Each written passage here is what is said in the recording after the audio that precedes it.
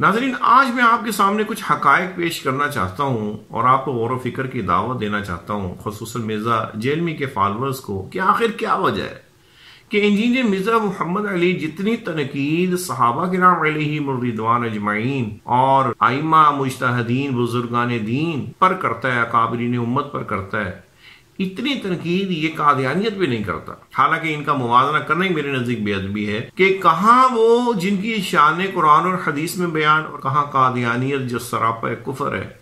لیکن اس کے باوجود قادیانیت کے حوالے سے جب اس کی زبان کھلتی ہے تو یہ ان کی سپورٹ میں ہی بولتا ہے، شرما شرمی میں انہیں بھلے کافر کہہ دے، لیکن اس کی پوری کوشش ہوتی ہے کہ ان کو کھینچ تان کر یہود و نصارہ سے بہتر بنا کے پیش کریں تاکہ ان کی زنانیاں مسلمانوں کے گھر تک پہنچیں، کیونکہ پھر یہ ہوگا نا کہ وہ کہیں گے جب یہود و نصارہ سے نکاح جائز ہے عورتوں سے تو پھر ان سے بھی ہونا چاہیے، اور وہ گھروں میں پہنچ کے معاذ اللہ مسلمانوں کے گھروں میں کفر کی آگ لگائیں۔ لیکن وہ ہستیاں جن کی شانیں قرآن اور سنت میں موجود ہیں، ان پر یہ بک بک کرنے کا کوئی موقع ہاتھ سے نہیں جانے دیتا۔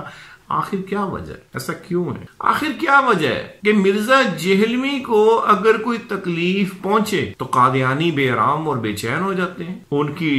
ٹویٹر پہ جو ٹویٹس ہیں ان سے آپ بخوبی اندازہ لگا سکتے ہیں کہ جب مرزا جیلمی اپنے متشددانہ بیانات کی وجہ سے جیل میں گیا، حوالات میں یہ جیل میں، تو اس کی گرفتاری پر قادیانیت کو کتنا درد اٹھا اور انہوں نے کتنی بے چینی کا اظہار کیا، حالانکہ آج تک قادیانیت نے کسی سنی عالم محافظ ختم نبوت کی تائید، یعنی ہمدردی تو ایک طرف رہی، بے چینی تو ایک طرف رہی، فقط تعریف ہی کی ہو۔ خود نو مسلم عرفان محمود برق جو پہلے قادیانی تھے اور جدی پشتی قادیانی تھے، ان کا اپنا بیان موجود ہے کہ قادیانی اپنے بچوں کو یہ سکھاتے ہیں کہ کسی کتے کے پاس بیٹھ جانا، کسی مولوی کے پاس نہ بیٹھنا، کیونکہ مولویوں نے انہیں قومی اسمبلی سے بھی کافر قرار دلوایا، اور مولوی کے پاس جانے کا مطلب ہے قادیانیت کی ایسی تیسی۔ جو لوگ اپنے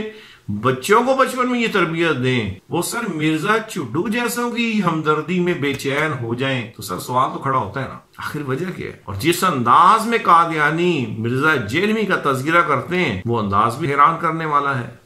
کہ آخر قادیانیوں کو مرزا جیلمی سے اتنا پیار کیوں ہے اور باقی علماء اہل سنت سے اتنی نفرت کیوں ہے؟ آخر کیا وجہ ہے کہ جہلم کا یہ چھوکرا مرزا جہلمی یہ کہتا ہے معاذ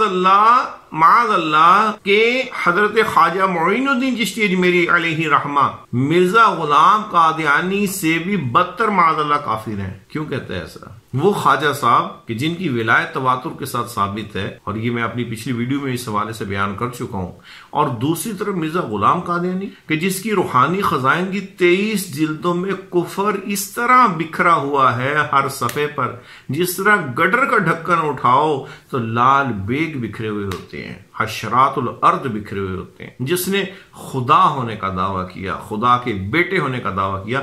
وہ اس کی نظر میں کم ہے۔ خواجہ معین الدین چشتی اجمیری سلطان الہند اس کی نظر میں معاذ اللہ غلام قادیانی سے بھی بدتر ہے۔ کیوں؟ آخر کیا وجہ ہے کہ جہلم کا یہ چھوکرا اہل بیت کی آڑ میں صحابہ کرام علیہم الرضوان اجمعین پر تو بک بک کرتا ہے، لیکن جب اس کا اپنا بابا اسحاق مولا علی پاک کے قاتل کو نیک اللہ اللہ کرنے والا اچھا کہتا ہے، اور کہتا ہے کہ اس قاتل مولا علی کا اجتہاد جناب امیر معاویہ کے اجتہاد سے بہتر تھا معاذ اللہ، بلکہ حضرت امیر معاویہ کا تو اجتہاد ہی نہیں تھا، جو صحابی رسول ہیں اور جو خارجی ہے ابن ملجم، اور جن کو حدیث پاک میں جہنم کے کتے فرمایا گیا، اور وہ مولا علی کا قاتل ہے۔ اس کے بارے میں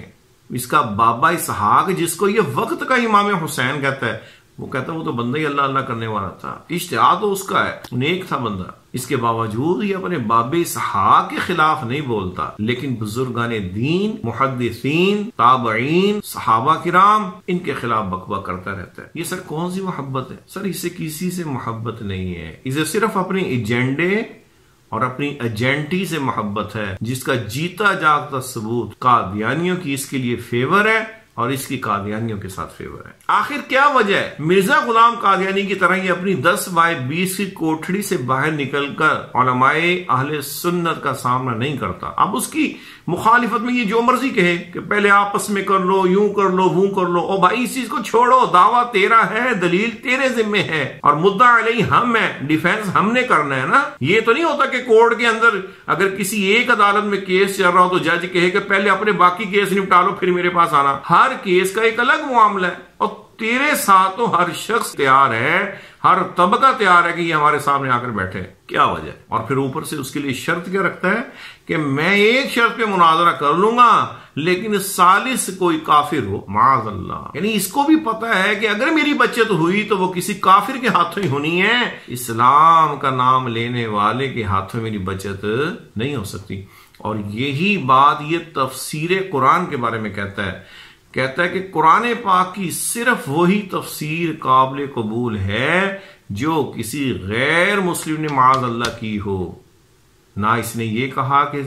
جو نبی پاک علیہ الصلوۃ والسلام نے تفسیر فرمائی ہے حدیث پاک کی روشنی میں، نہ تفسیر قرآن صحابہ کرام کے اقوال کے ساتھ جو ہوئی ہو، نہ تفسیر قرآن جو ائمہ مجتہدین اور دیگر اکابر علماء نے مفسرین نے بیان کیے، نہیں ہو قرآن پاک اور تفسیر وہ معتبر ہے اس کے نزدیک جو کسی غیر مسلم کافر نے کی ہو۔ تفسیر غیر مسلم کی معتبر ہے، فیصلہ کافر کا معتبر ہے، کفر کی یہ سپورٹ کرتا ہے، کفر اس کی سپورٹ کرتا ہے۔ سر Y there is not something wrong sir,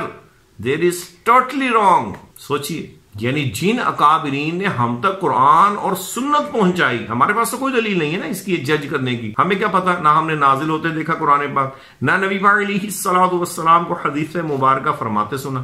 ہمیں تو انہی اکابرین نے آگے بتایا کہ یہ ہے قرآن، یہ ہے سنت، اور نسل در نسل، قرن در قرن یہ ہم تک پہنچا۔ تو سر جن کے کہنے پر قرآن اور سنت میں ہم نے اعتبار کیا، اور خود یہ بھی جب کسی حدیث مبارکہ کی سند کی بات کرتا ہے تو انہی پر اعتماد کر کے کہتا ہے نا۔ اس نے کون سا امام بخاری کو دیکھا ہوا ہے، اس نے کون سا امام مسلم کو دیکھا ہوا ہے؟ لیکن جب تشریح کی باری آتی ہے تو پھر جنہوں نے قرآن و سنت ہم تک پہنچایا وہ ناقابل اعتبار ہو گئے اور کافر جو ہے وہ قابل اعتبار ہو گیا۔ سر یہ کون سا مذہب ہمیں دینے کی کوشش کر رہا ہے؟ یہ قادیانیت کسی اور پیکنگ میں کیوں ہم تک پہنچ رہی ہے؟ ہم سب کو اس پہ غور کرنے کی ضرورت ہے، کیونکہ یہ مسئلہ ہمارے ایمان کا مسئلہ ہے، اور ایمان ایک بار چھن گیا تو مرنے کے بعد دوبارہ واپس آنے کی اجازت نہیں ہوگی، اور ایمان اگر چھن گیا تو قرآن کا فیصلہ ہے والذین کفروا وکذبوا بآیاتنا اولئک اصحاب النار هم فیها خالدون۔ اور وہ لوگ جنہوں نے ہماری آیتوں کا انکار کیا اور ان کو جھٹلایا وہی لوگ جو ہمیشہ کے لیے جہنم میں رہنے والے ہیں۔ جسے کم از کم اپنی ذات کا احساس ہو وہ اپنے حال پہ رحم کرے، ایسے لوگوں کی ویڈیوز کو سننے سے بچیں، علماء اہل سنت کے ساتھ رابطہ قائم کریں، جو وساوس شیطانی آپ کے دلوں میں ہوں اپنے علماء سے ڈسکس کریں، اپنے ایمان کو بچائیے۔ فقط ہماری یہی خواہش ہے کہ اللہ پاک اس امت مسلمہ کے ہر شخص